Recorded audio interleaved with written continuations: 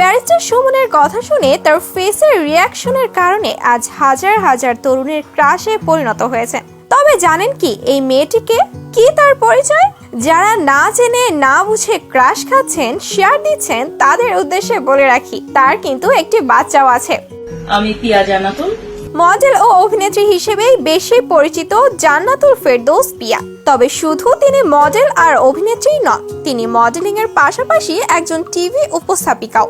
Modelling এ আন্তর্জাতিক খ্যাতি আনবার পরও শুধু সেটা নিয়েই পড়ে থাকেননি তিনি, ব্যবসা সহ বিভিন্ন পেশায় নিজেকে নিয়োজিত করেছেন। তবে এই অভিনেত্রীকে নিয়ে আলোচনা আর সমালোচনাও কম নয়। 2014 সালে বিয়ে করেন এই মডেল ও অভিনেত্রী। 2021 সালের ফেব্রুয়ারি মাসে মাও হন পিয়া।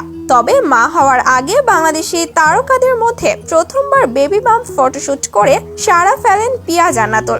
সাহসী ফটোশুটে সাড়া ফেলেন পিয়া জান্নাতুল। তবে এই নায়িকা চিরচেনা গণ্ডির বাইরে থাকতে পছন্দ করেন। তার স্বপ্ন ছিল একজন আইনজীবী হবেন। 2017 সালে মিস বাংলাদেশ শিরোপা জয়ী পিয়া আইনজীবী হওয়ার স্বপ্ন নিয়ে ঢাকার London college of legal studies থেকে আইন বিষয়ে পড়াশোনা শেষ করেছেন।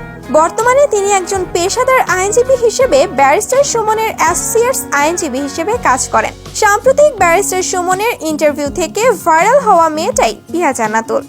সবাই ভালো থাকবেন। Thank you.